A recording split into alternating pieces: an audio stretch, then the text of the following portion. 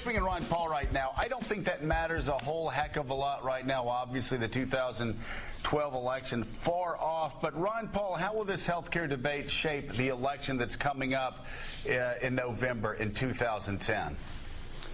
Well, I think it certainly will. I think a lot is yet to happen because more people are going to understand this bill and how bad it really is. I think 2010 seems to be so long way off. I think, a lot more can happen. But I definitely think it was going to make a difference. I think it's going to help the Republicans, and they're going to come close to taking over the House. But to me, the whole thing is a huge mess. You know, they went and they had this big excitement over 20 words.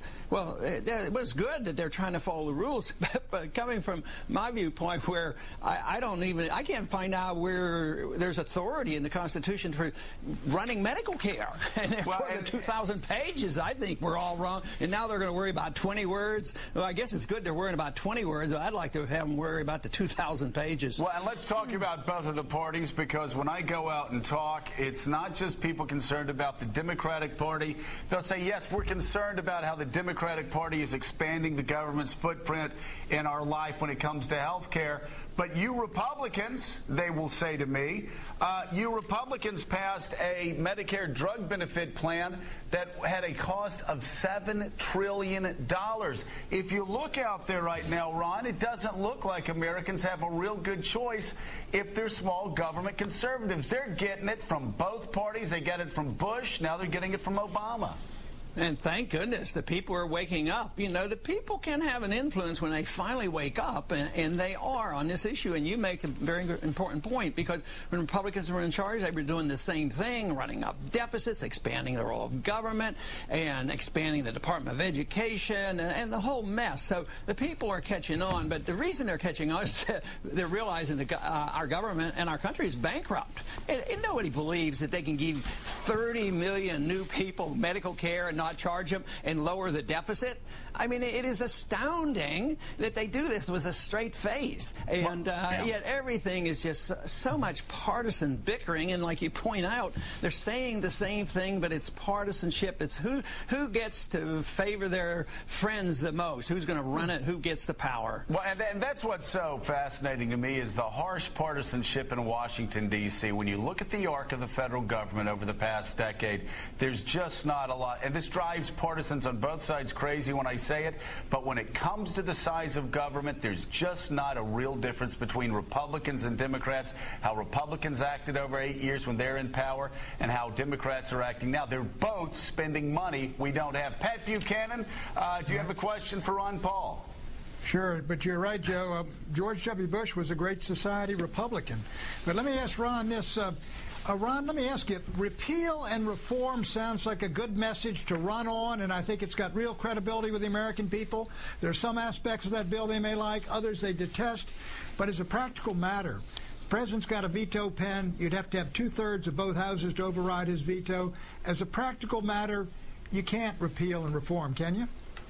No, not under these circumstances. Maybe someday when the country goes bankrupt and we rebuild the whole society, we're going to have to reform. But right now, there's no chance of this happening.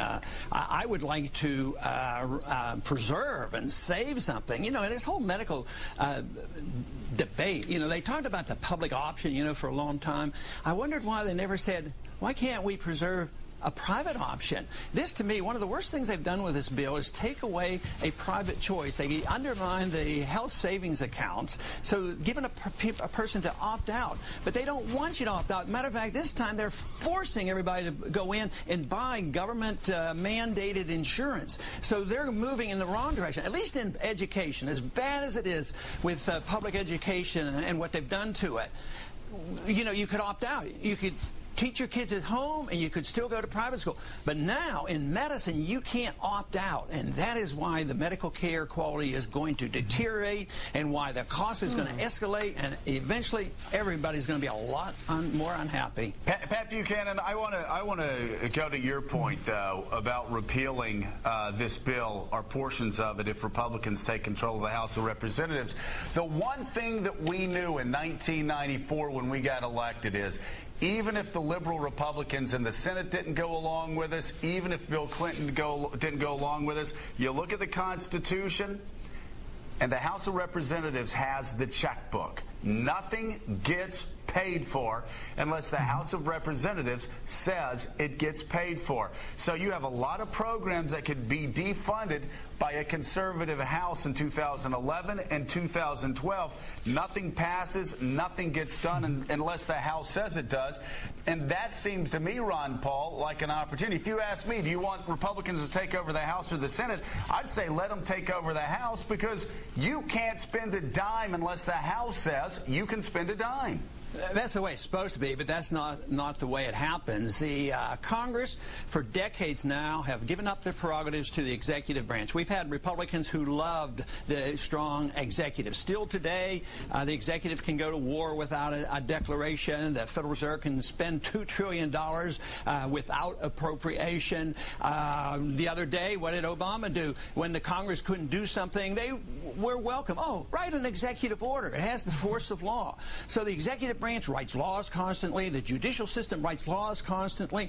You're absolutely right about what the House should do, but we have strayed so far from that responsibility. The House should be able to control the whole process through the purse, but they give up on it too easily, and it is astounding to me that the Congress has given up so much of their authority and their responsibilities. Let me ask you this, Ron. In 2006 and 2008, there were a lot of small government conservatives that helped Ronald Reagan get elected in '80, that helped people like me get elected in 1994, that said, why do I want to make phone calls for the Republicans? Why do I want to knock on doors for the Republicans? Because if they win, they're not going to be conservative. Can you tell small government conservatives today in 2010 that if Republicans take control of the House next year, that they have learned their lessons, that they'll be any different than they were the last 8 years they controlled the House? Will it be different this time?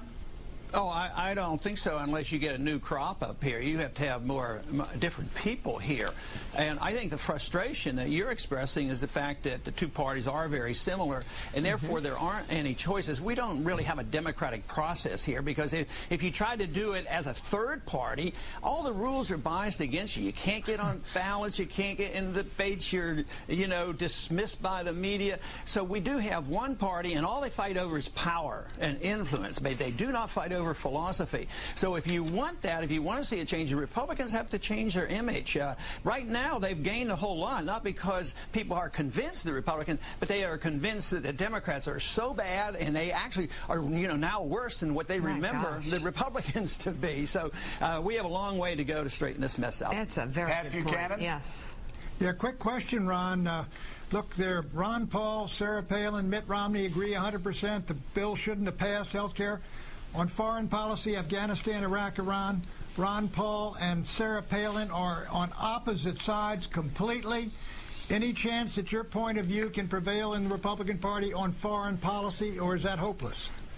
No, it's not hopeless. We're making progress, and this is where I'm excited. Not on the House floor yet, but the people's minds are being changed. Tomorrow night I'll be at Boise State University in Idaho, and believe me, we'll have a large crowd, and they are going to endorse the views of non-intervention, coming to our senses. We're bankrupt, and we can't police the world. We're broke here in this country. Why are we spending $1 trillion a year managing an empire that is unmanageable and only gets us into trouble? That attitude is changing. The next generation will know we have to change that policy. Yeah, that's actually Congressman Ron Paul echoing what you said at your speech at Cato.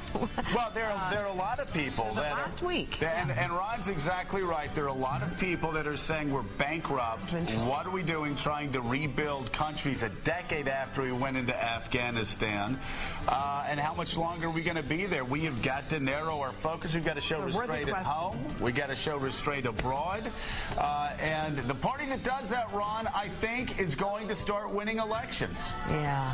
Yep, that's it. And we need the influence of these independent-minded people, and unfortunately they don't have another party, so they'll have to influence both parties. He says we need a new crop. We Congressman Ron Paul, thank you very much. Thanks, Ron. Good to have you back on the show.